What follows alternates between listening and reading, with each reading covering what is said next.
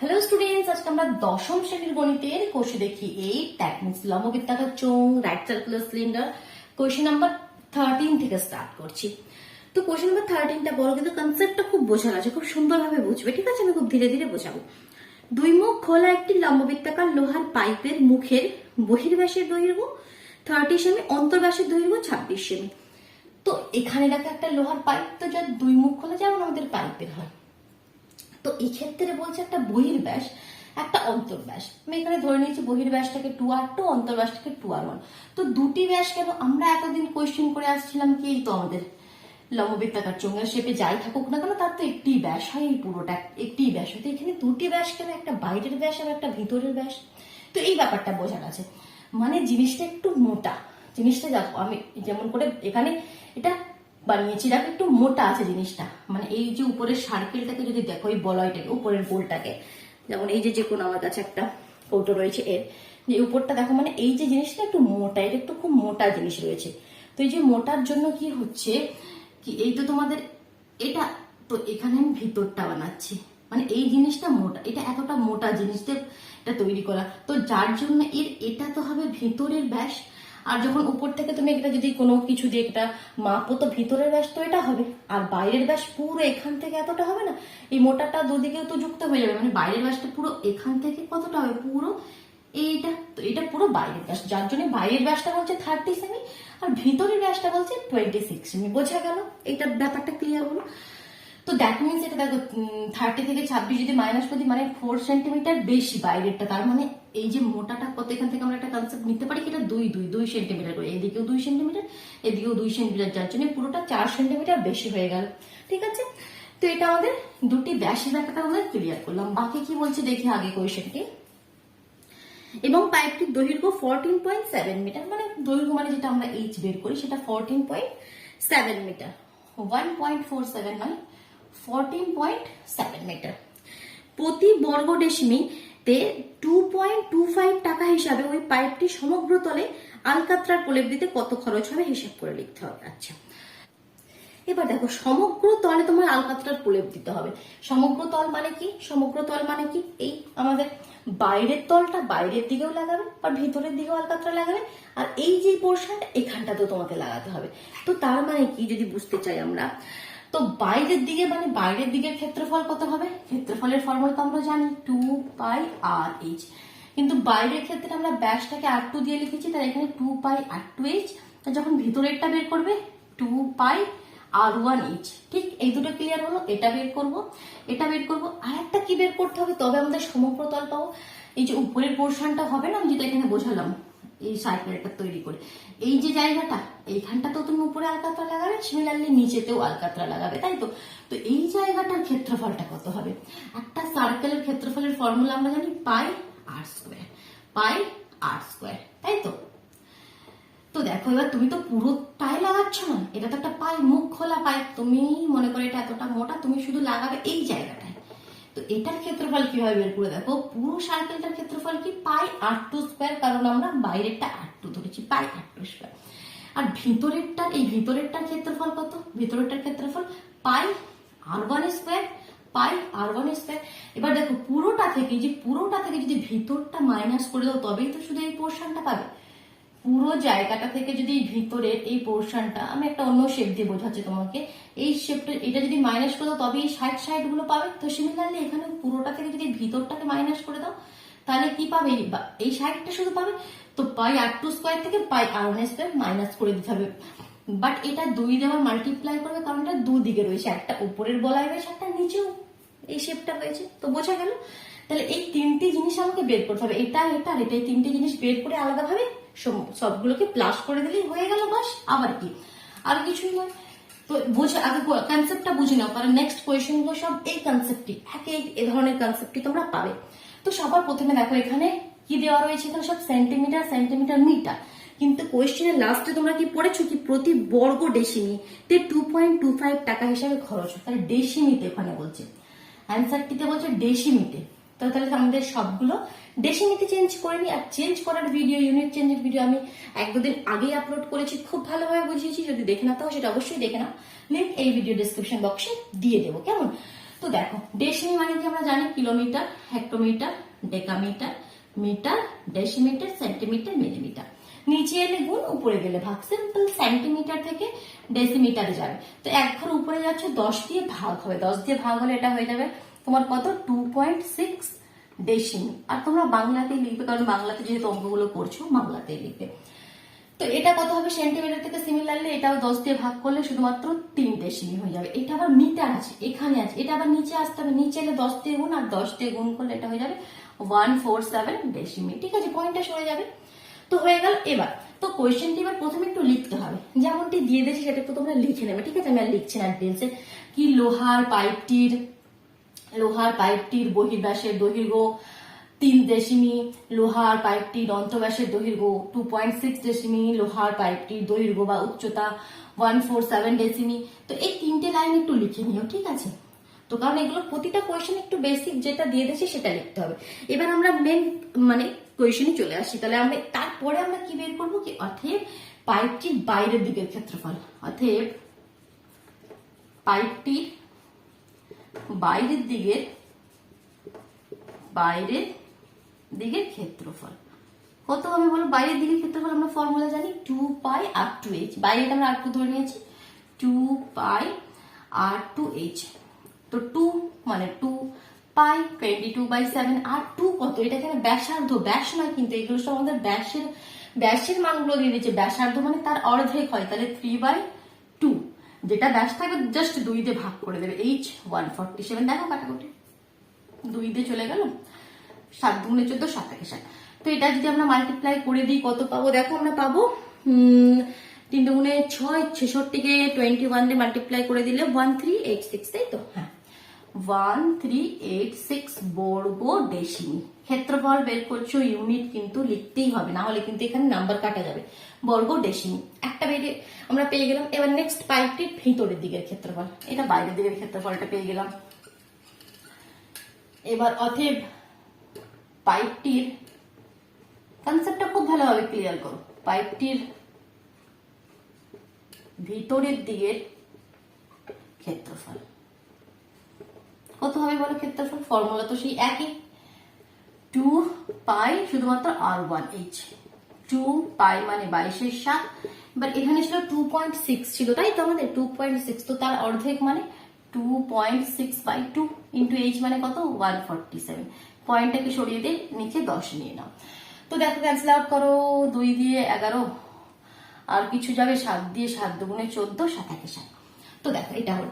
তো এবার দেখো 10 দিয়ে কিন্তু 2 দিয়ে কাটলে 2 1 2 5 2 10 যাবে, বাট কাটবে না। এই ধরনের ক্যালকুলেশন এটাই ট্রিক, কি কাটবে না। কাটলে কি হবে, সেই 5 দিয়ে আবার ভাগ করতে হবে, সেটা কিন্তু অনেক টাফ লাগবে। এই ধরনের কোয়েশ্চনে কখনোই যখন নিচে 10 100 1000 এরকম এসে যাবে আর কাটবে না। সিম্পলি উপরটা মাল্টিপ্লাই করে দিলে, মাল্টিপ্লাই করাটা খুব সোজা। 2 11 26 আর 21 কে গুণ করে দিয়ে যা অ্যান্সার হবে তার এক ঘর আগে খালি একটা পয়েন্ট দিয়ে দেবে। ঠিক আছে, 10 দিয়ে ভাগ আছে মানে এক ঘর আগে, 100 দিয়ে ভাগ থাকলে 2 ঘর আগে। তো এর অ্যান্সারটি হবে 1201.2, 1201.2 বর্গ ডেসিমি। ঠিক আছে, এটা হয়ে গেল। এবার নেক্সটটা কি হবে? এবার দুটিতে বেড়ে গেল। আচ্ছা, এবার হচ্ছে আমাদের ওই বলয় অংশের ক্ষেত্রফলটা বের করতে হবে। এই পোর্শনটা সলভ করে দিচ্ছি। অ্যান্সারটি আমার চাই, কারণ লাস্টে 3টে অ্যান্সারকে যোগ করতে হবে, আমি অ্যান্সারটি রেখে দিচ্ছি। তো এবার আমরা কি করব, কি দুই অংশে, যে উপরের আর নিচের পাইপটির 2 ধারের বলয় অংশের ক্ষেত্রফলটা বের করি।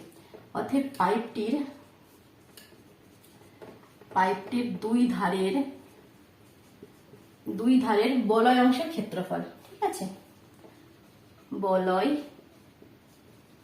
অংশের ক্ষেত্রফল, বলয় অংশের ক্ষেত্রফল কত হবে দেখো। এবার বলো, বলয় অংশের ক্ষেত্রফল আমি এই ফর্মুলা এখানে লিখেছিলাম কি, পাই r2² মাইনাস পাই r1²। এটা দুবার আছে, 2 দিয়ে গুণ করবে, আবার উপরে একবার নিচে। তাহলে ফর্মুলা হচ্ছে 2 পাই r2² মাইনাস পাই r1²। ঠিক, এবার দেখো পাই দুটির মধ্যে আছে, পাই বাইরে নিয়ে নাও। তো পাই ভ্যালু একবারে পুট করে দিচ্ছি 22/7। r2 কত ছিল আমাদের? r2 ছিল 3/2, তাই তো? 3 ছিল, সেটাকে ব্যাসার্ধ করলাম, 3/2 লিখেছিলাম। তো 3/2 তার হোল স্কোয়ার করলে 9/4, একবারে করে দিলাম। আর r1 কত? r1 2.6/2, তার মানে এটা কত হবে? পয়েন্ট সরিয়ে দিলে একটা 0 20। তো 2 দিয়ে 13 দুগুণে 26 আর 2 দিয়ে 10 দুগুণে 20, তো 13/10, তো এর হোল স্কয়ার করে দিলে 13 হোল স্কয়ার 169, 10 এর 100। ঠিক আছে, আমি একটু ক্যালকুলেশনটা একবারে করে দিলাম, বোঝা গেল? আচ্ছা, এই অ্যান্সারটা আমি এখানে লিখে রাখছি সাইডে 1386। ঠিক, কারণ আমি এটা ক্লিয়ার করবো এখানে। তো দেখো এখানে কত হবে, দেখো 2 × 22/7, এলসিএম করো 100, 4 পজিশন 100 আর 9 পজিশন কত হয়? হ্যাঁ রে, 9 পজিশন গুণ করতে হবে, নামটা তো জানা নেই, 25 কে 9 দিয়ে গুণ করে নি। 5 9 45 এর 5 হাতে 4, 9 দুগুণে 18, 19 কুড়ি 21 22, 225 হয় 9 পজিশন, 225 মাইনাস 169, তাই? তাহলে 2 × 22/7 ইন্টু এটা মাইনাস করলে কত 56 হবে, একবার করে দেখে নাও। 9 × 15, 9 10 11 12 13 14 15 6 দিতে 15 কে 7 7 8 9 10 11 12 5, 56 হবে, 56/100। এবার দেখো 7 দিয়ে চলে যাবে 7 8 56, তো এগেইন নিচে 100 এসে গেছে, আর 2 দিয়ে কাটবে, একদমই কাটবে না, উপরটা মাল্টিপ্লাই করে দিলে 2 ঘর আগে পয়েন্ট দিয়ে দেবো, উপরটা মাল্টিপ্লাই করলে কত আনসার আসবে 352, দুটো শূন্য 2 ঘর আগে পয়েন্ট, জাস্ট 3.52 বর্গ ডেসিমি। ঠিক, 3টে বেরিয়ে গেল, দেখো এটা প্রথমে বেরিয়েছিল, তারপর এটা বাইরে, তোমার একটা ভিতরে একটা বাইরে আর এটা বলয় অংশে। এবার এই 3টিকে যদি যোগ করে দিই তাহলে আমরা পেয়ে যাবো কি পাইপটির সমগ্রতলের ক্ষেত্রফল। আমাকে সমগ্রতলের ক্ষেত্রফলেই তো তোমাদের আলকাতরাটি লাগাতে হবে, তো সমগ্রতলের ক্ষেত্রফলটা বের করবে, জাস্ট যে পয়সাটি দিয়েছিল মানে খরচের হিসাবটা সেটা দিয়ে গুণ করে দিলে অ্যান্সার বেরিয়ে আসবে। তাহলে এবার লাইনটা কি হবে আমাদের, অতএব পাইপটির সমগ্রতলের ক্ষেত্রফল, অতএব পাইপটির সমগ্রতলের ক্ষেত্রফল কত হবে?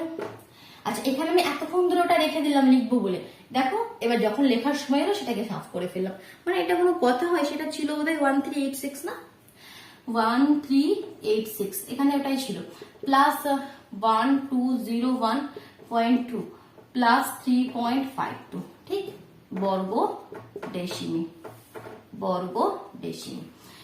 তো এটাকে এবার অ্যাড করে দাও, এটাকে অ্যাড করে দিলে অ্যান্সার হবে 2590 পয়েন্ট কত হবে 72, এত বর্গ ডেসিমি, বোঝা গেল? 2590.72 বর্গ ডেসিমি। এবার জাস্ট তোমাকে কি করতে হবে, কোয়েশ্চেনে কি বলেছিল 2.25 প্রতি বর্গ ডেসিমিতে 2.25 এত টাকা হিসাবে খরচ হলো, টোটাল খরচ। তাহলে এটাকে দিয়ে এটাকে জাস্ট গুণ, অতএব টোটাল তোমাদের খরচ কত হবে, অতএব মোট খরচ কত হবে 2590.72 কে মাল্টিপ্লাই করে দেবে 2.25, তো মাল্টিপ্লাই করলে অ্যান্সার কত আসবে 5829। অ্যান্সারটি উপরে লিখবো, এখানে তো জায়গা হচ্ছে না, ভালোভাবে দেখতে পাচ্ছ কি তোমরা, এখানে লিখছি। তো এটাকে আমি মাল্টিপ্লাই করছি, ঠিক আছে, এটাকে মাল্টিপ্লাই করলে অ্যান্সারটি আসবে 5829.12, এত টাকা 5829.12, বোঝা গেল? ব্যাপারটা সুন্দরভাবে বুঝতে পারলে। যদি একটু তুমি এখানে কনফিউশন থাকে কোয়েশ্চেন থেকে আবার যাও, আবার ভিডিওটি প্রথম থেকে দেখো, ঠিক আছে, হয়তো একবারে অনেকের ক্লিয়ার হতে না পারে, তো এটাকে আবার দেখো সুন্দরভাবে ক্লিয়ার নিশ্চয়ই হবে। নেক্সট কোয়েশ্চেন আমি যাচ্ছি, কোয়েশ্চেন নাম্বার 14। একটি 2 মুখ খোলা লোহার লম্ববৃত্তাকার ফাঁপা চোঙের উচ্চতা, তো সিমিলারলি এরকমই একটা কিছু দিয়েছে, ঠিক আছে, একটা ফাঁপা চোঙ আছে যার উচ্চতা দিয়েছে 2.8 মিটার, আর এরও দেখো অন্তর্ব্যাস দিয়েছে 4.6 মিটার। আচ্ছা, আগে এটা আমি সাফ করি, তারপর কোয়েশ্চেনটা পড়ছি। কোয়েশ্চেন নাম্বারটা দিই 14, আমি ফিগারটা এটাই রাখছি এখানে, আর আমি ক্লিয়ার করবো না, এটাতেই তোমাদের বুঝিয়ে দেবো, ঠিক আছে। এই পোর্শনগুলো ক্লিয়ার করে দিচ্ছি, যদি হয়ে না থাকে ভিডিও পজ করে নাও, পজ করে ফটাফট লিখে নাও অথবা স্ক্রিনশট নিয়ে নাও, যেটা তোমাদের ইচ্ছা করে নাও, বাট তোমরা নিজে হাতে কোয়েশ্চেনগুলো করবে, শুধু ওই রেখে দিলে স্ক্রিনশট মেরে ওটা তো রাখাই থাকবে ফোনে, ঠিক আছে, অবশ্যই কোয়েশ্চেনগুলো নিজে হাতে করবে। দেখো তো এটা আমাদের কি বলেছে, একটি 2 মুখ খোলা লোহার লম্ববৃত্তাকার ফাঁপা চোঙ, তো যার উচ্চতা বলেছে 2.8 মিটার, তার মানে হাইট দিয়েছে 2.8 মিটার, ঠিক। চোঙটির অন্তর্ব্যাসের দৈর্ঘ্য দিয়েছে 4.6, ভিতরের ব্যাসটা দিয়েছে 4.6, তো ভিতরের ব্যাসটাকে আমরা সবসময় 2r1 ধরি, তো 2r1ই ধরছি, যে যার ইচ্ছা খুশি ধরতে পারো, ঠিক আছে, এখানে কোনো এরকম বাধ্যবাধকতা নেই কি r1ই ধরতে হবে। 4.6 ইউনিটটা কি দিয়েছে এর, ডেসিমি। আচ্ছা, ইউনিট গুলো সব কিন্তু আলাদা আলাদা আছে। এটার আবার ডেসিমি দিয়েছে, এটা দিয়েছিল মিটার, ঠিক 4.6 ডেসিমি। এবার চোঙটি 84.48 ঘনডেসিমি লোহা দিয়ে তৈরি। আচ্ছা, এখানে কিন্তু অন্তঃব্যাসটা দিয়েছে, বহির্ব্যাসটা দেয়নি। 2 আর 2 এর ভ্যালুটা কিন্তু এখানে দেওয়া নেই। তারপরে বলে দিল কি চোঙটি যদি 84.48 ঘন ডেসিমি, ঘন ডেসিমি কি দিয়ে তৈরি? লোহা দিয়ে তৈরি হলে চোঙটির বহির্ব্যাসের দৈর্ঘ্য নির্ণয় করো, এটা নির্ণয় করতে হবে। তো দেখো এই কনসেপ্টটা বিলকুল একদম ওটার মতন সম্পূর্ণ সেমই, কিন্তু একটু তোমাদের বুঝতে হবে কি একটু ঘুরিয়ে দিয়েছে কোয়েশ্চেনটা, আর কিছুই নয়। দেখো আমাদের যদি উচ্চতা দেওয়া থাকে, বহির্ব্যাস অন্তর্ব্যাস দেওয়া থাকে, আমরা তার সবকিছু বের করতে পারবো, ক্ষেত্রফল বা আয়তন সবকিছু বের করতে পারবো। বাট এখানে এটা কি দিয়ে দিয়েছে? 84.48 ঘনডেসিমি লোহা দিয়ে তৈরি। তো লোহা দিয়ে তৈরি মানে কি এর ক্ষেত্রফল দিয়েছে, মানে ক্ষেত্রফলকে আমরা ইংলিশে কি বলি, এরিয়া দিয়েছে, না আয়তন মানে ভলিউম দিয়েছে? ঠিক আছে, ক্ষেত্রফল দিয়েছে না আয়তন দিয়েছে? প্রথমে তো এখানেই কনফিউজ হয়ে যায় বাচ্চারা, কি এটা বুঝতেই পারে এটা দিয়েছে কি। বলো দেখি, তোমরা ভিডিও পজ করো, কমেন্ট বক্সে লেখো এটা কি দিয়েছে। ঘনডেসিমি, এত ঘনডেসিমি লোহা দিয়ে তৈরি মানে কি এর ক্ষেত্রফল দিয়ে দিয়েছে সমগ্র তলে, না এর আয়তন দিয়ে দিয়েছে? তো এটাই আয়তন দিয়ে দিয়েছে, লোহা দিয়ে তৈরি মানে কি আয়তন দিয়ে দিয়েছে। যদি বুঝতে না পারো এর ইউনিটটা দেখেই তো বুঝতে পারার কথা। ঘন ডেসিমি কার ইউনিট হয়? অবশ্যই আয়তনের। ক্ষেত্রফলের ইউনিট কখনোই ঘন ডেসিমি হবে না, এটা একটা তোমরা মনে রাখতে পারো। ইউনিট দেখেও তোমরা বুঝতে পারো যদি কোয়েশ্চেনটা পড়ে না বুঝতে পারো। ক্ষেত্রফল হলে তার ইউনিট থাকবে বর্গ ডেসিমি, আর ঘনফল হলে তখনই হয় ঘন ডেসিমি, ঠিক? তো এটা একটা বোঝার নিয়ম। বুঝতে পারছো তো? ভিডিওটিকে লাইক তো করে দাও, বন্ধুদের মধ্যে শেয়ার করে দাও, আর যদি চ্যানেল নতুন হয়ে থাকে চ্যানেলটি সাবস্ক্রাইব করে নিও, কেমন? তো দেখো ঘন ডেসিমি এর লোহা দিয়ে তৈরি। তো কনসেপ্টটা কিভাবে নিয়ে আসছি দেখো। তাহলে প্রথমে দেখো, এবার তার মানে আমাদের এটা বসে গেলাম কি আমরা আয়তন বের করতে হবে। তো এই আমাদের জিনিসটা, তো এটার কি আয়তন মানে কি, যেটা এটা যে তৈরি, তো এর তো ভিতরটা ফাঁপা। কোয়েশ্চেনে কি বলেছে? দুই মুখ খোলা একটি লোহার লম্ববৃত্তাকার ফাঁপা চোঙের উচ্চতা। এই যে চোঙটা রয়েছে যেটা ফাঁপা, ভিতরটাই কিন্তু কিছু নেই, শুধুমাত্র এই যে যেমন পাইপের মতন একটু মোটা, এটা লোহা দিয়ে তৈরি আছে এই জিনিসটা। তো তার আয়তন মানে এই যে জায়গাটা, এই যে মোটা জায়গাটা, এই যে এটার আয়তন, তাই তো? তো আমার তো এই ভিতরের আয়তন, যখন আমরা আগের কোয়েশ্চেন গুলো কি করতাম, এর ভিতরে লিকুইড আছে কোনো, তার আয়তন বের করতাম, মানে কি পুরো আয়তনটা বের করতাম। আয়তনের ফর্মুলা আমাদের ছিল পাই আর স্কোয়ার এইচ। তো এই ফর্মুলা যখন আমরা দিই তখন মানে পুরো জিনিসটার আয়তন, লম্ববৃত্তাকার চোঙটার মানে এর ভিতরে কতটা ওয়াটার বা যাই কিছু থাকো তার আয়তন। কিন্তু এখানে তো ভিতরের আয়তনটা কিন্তু বের করতে হবে না, কিন্তু বলে দিয়েছে এটা একটা ফাঁপা জিনিস। তো ফাঁপা জিনিস মানে এই যে মোটা, এটা যেটা মোটা, এই যে মানে এই যে লোহাটা দিয়ে তৈরি, এটাকে যদি তোমরা গলিয়ে দাও বা যাই করে দাও, এই যে লোহাটা বেরোবে, যে লোহাটাকে জিনিসটা তৈরি, সেই লোহাটার আয়তন দিয়েছে। এটা কিন্তু খুব বোঝার ব্যাপার আছে। তো তার মানে কি হবে, এটা কোন আয়তনটা দিয়ে দিয়েছে সেটা আগে বোঝো। তো একবার পুরো মানে ভিতরেরটা নয়, পুরো বহির্ব্যাসটাকে নিয়ে যদি আমরা লিখি, তার আয়তন কত হবে? তার আয়তন হবে পাই, বহির্ব্যাসটাকে আমরা R2 ধরে নেবো, কি ধরি ফাঁপা লম্ববৃত্তাকার চোঙের বহির্ব্যাস ইকুয়াল টু 2R2, ওটা প্রথমে লিখতে হবে কি পাই R2 স্কোয়ার এইচ। ঠিক, এটা পুরোটার আয়তন, মানে পুরো এই যে তোমার ভিতরটা ইনক্লুড, সবটা ইনক্লুড। আয়তন মানে কি ভিতরের সমস্ত আয়তনটা আমরা পেলাম। বাট তা থেকে আমরা কি মাইনাস করে দেব? ভিতরের জায়গাটা, পাই R1 স্কোয়ার এইচ। তাহলে কি এই শুধু লোহাটা পাবো। এটা আমি একটা সার্কেল শেপে বোঝালে তোমরা ভালোভাবে বুঝতে পারবে, যেমন আগেরটা বসিয়েছিলাম। তো দেখো, তাহলে আয়তন মানে কি এই যে পুরো জিনিসটা ছিল, আর এই যে ভিতরের আয়তনটা বাইরে বাদ দিয়ে দিলে তবে তো এই জায়গাটার আমরা আয়তনটা পাবো না, এই জায়গাটা আমরা আয়তনটা পাবো। তো সেম কনসেপ্ট এখানে, এটা এই চোঙের ক্ষেত্রে হচ্ছে, বুঝতে পারলে তো? তো 2 পাই আর স্কোয়ার এইচ থেকে তোমার পাই R1 স্কোয়ার এইচ আমাদের মাইনাস করে দিতে হবে। পাই R2 স্কোয়ার এইচ থেকে পাই R1 স্কোয়ার এইচ মাইনাস করে দিলে তাহলে শুধু বাইরে লোহার আয়তনটা পাবো। এটাই হচ্ছে মেন কনসেপ্ট, আর কিছু নেই। এবার কোয়েশ্চেনটি করে নাও। তাহলে সবার প্রথমে ধরে নিলে কি ধরি ফাঁপা কি দিয়েছে? দুই মুখ খোলা লোহার লম্ববৃত্তাকার ফাঁপা চোঙের, দুই মুখ খোলা লোহার লম্ববৃত্তাকার ফাঁপা চোঙের বহির্ব্যাস ইজ ইকুয়াল টু 2R2। এটা আপনাকে ধরে নিতে হবে। এবার সিম্পলি আমরা কোয়েশ্চেনটি করে নেবো কি একদম প্রশ্নানুসারে বলেও লিখে দিতে পারো। প্রশ্নানুসারে কি হবে তাহলে আমি লিখছি, এটা আচ্ছা, এখানে ইউনিট গুলো একটু ঠিক করে নি। ইউনিট গুলো কি রয়েছে, ঘন ডেসিমি, ডেসিমিটা মিটারে আছে, তাহলে মিটারটাকে চেঞ্জ করতে হবে। মিটার থেকে ডেসিমিটার গেলে জাস্ট 10 দিয়ে গুণ, তাহলে এটা সিম্পল 28 হয়ে যাবে। তাহলে এইচটা 28 আর 2r1 একটা 4.6। ঠিক, এবার এই পোর্শনটা আমি একটু এখান থেকে সরিয়ে দেবো।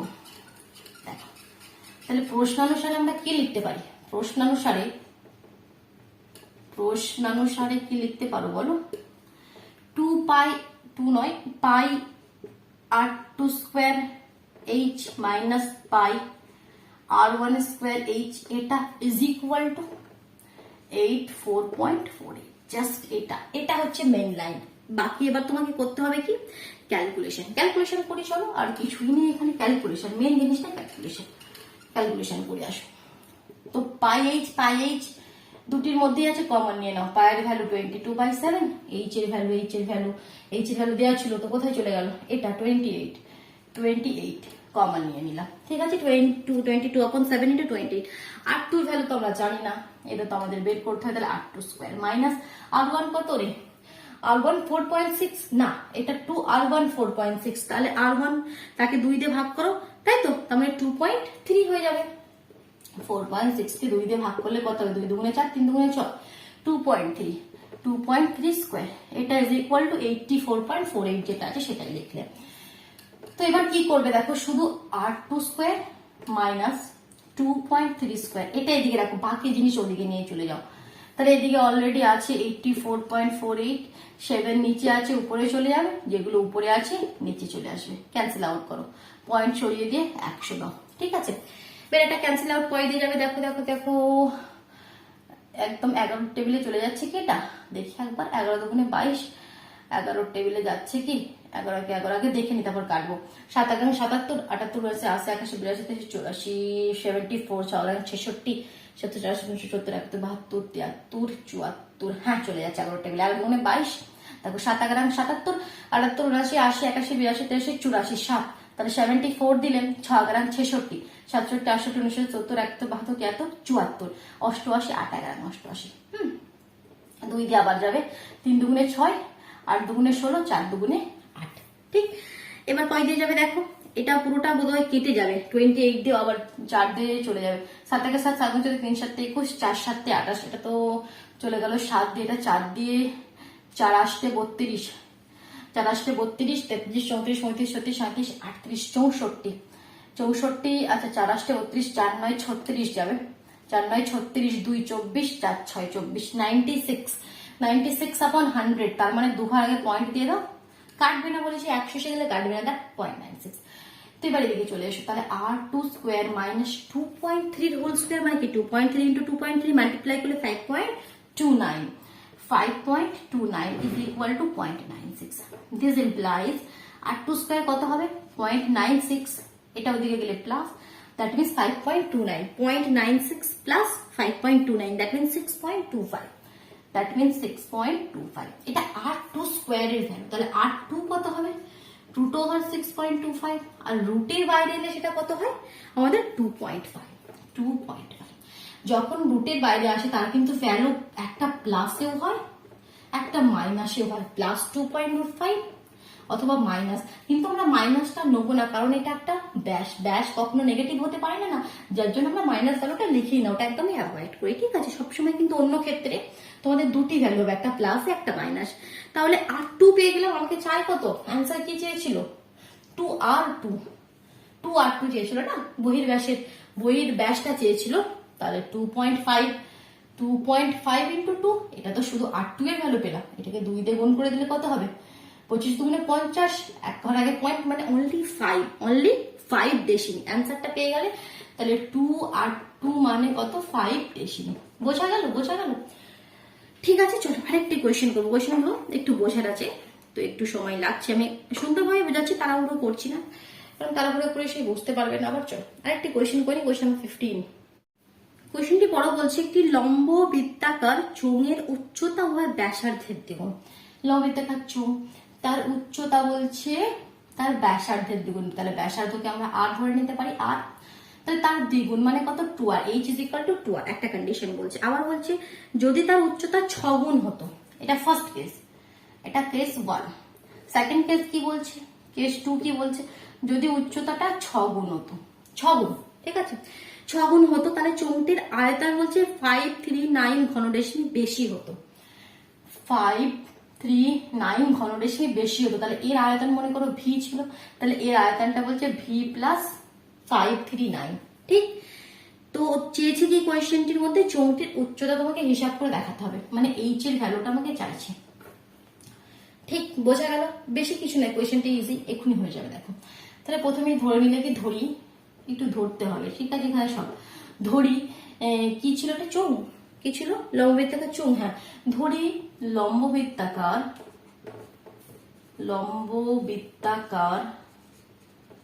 চোঙের ব্যাসার্ধ ইজ ইকুয়াল টু আর, ডেসিমিতেই ধরছি কারণ অ্যান্সারটিতে তো ডেসিমি বলেছে না, ওখানে 539 ঘন ডেসিমি, তো ডেসিমিতেই ধরে নিলাম। ব্যাসার্ধ আর ধরে নিলাম, অতএব লম্ব বৃত্তাকার চোঙের উচ্চতা h is equal to 2r, ঠিক, এটা তো বলে দিয়েছে। তাহলে অতএব লম্ব বৃত্তাকার চোঙের আয়তন কত হবে, আয়তনের ফর্মুলা কি, পাই আর স্কোয়ার এইচ, তাহলে পাই আর স্কোয়ার মানে এখানে কত, আর স্কোয়ার, আর এইচ মানে কত, 2r, ঠিক, পাই আর স্কোয়ার এইচ, ঘন ডেসিমি, এটা কেস 1 আমাদের বেরিয়ে গেল, ঠিক আছে। এবার নেক্সট কেসে যখন আমাদের উচ্চতাটা বলছে তোমাদের ব্যাসার্ধের 6 গুণ, আবার যখন h is equal to 6r, তখন লম্ব বৃত্তাকার চোঙের আয়তন কত হবে, সেম ফর্মুলা তো সেম, পাই আর স্কোয়ার, আর তো আরই থাকবে, আর তো কোনো চেঞ্জ হচ্ছে না, এইচ এর সাথে চেঞ্জ করছে, এইচটা এখন 6 গুণ হয়ে গেছে, তাহলে 6r, এত ঘন ডেসিমি, ঠিক বোঝা গেল? খিদে পেয়ে গেল, কখন থেকে পড়াচ্ছি, সকাল থেকে কেন, তো খিদে পেয়ে গেল। এই কোয়েশ্চেনটা জাস্ট করবো, এই চা খেতে যাবো, তো ঘন ডেসিমি হলো, এটা 6r। এবার দেখো, এবার আমি কি বললাম, কন্ডিশনটা কি বলেছিলাম, মানে বইয়ে দেওয়া ছিল, আমি বলছি না কিছু, বলছে যে সেকেন্ড কেসে যে আয়তনটা হবে, মানে যেটা আমরা বের করলাম সেটা প্রথমটির থেকে 539 ঘনডেসিমি বেশি। তাহলে কন্ডিশনটা তোমরা কিভাবে লিখবে, কন্ডিশনটা আমরা এভাবে লিখবো কি, প্রশ্নানুসারে বা শর্তানুসারে, প্রশ্নানুসারে কত হবে, এই যে আয়তনটা পাই আর স্কোয়ার ইন্টু 6r, এটা কি বলছে, প্রথমটার থেকে, প্রথমটা কত ছিল, পাই আর স্কোয়ার ইন্টু 2r, প্রথমটার থেকে 539 ঘনডেসিমি বেশি, 539, তাহলে প্রথমটির সাথে যদি এটা যোগ করে দাও তবেই সেটা এটার সাথে সমান হবে, বোঝা গেল কন্ডিশনটা এটা। এবার সলভ করে এখান থেকে আর এর ভ্যালু নিয়ে আসতে হবে, এটা এদিকে নিয়ে চলে এসো, পাই, আচ্ছা এটা আমি একবারে করছি, 6 পাই আর কিউব, এটা এদিকে গেলে মাইনাস হবে, 2 পাই আর কিউব ইজ ইকুয়াল টু 539। এই প্রশ্নটা ক্লিয়ার করতে পারি তো, অনুমতি আছে? চলো এখান থেকে দেখো, আর কিউবটা কমন নিয়ে নাও, কমন নিয়ে নিলে 6 পাই এর ভ্যালু কত, 22/7, 2 ইন্টু 22/7 ইজ ইকুয়াল টু 539, ঠিক আছে।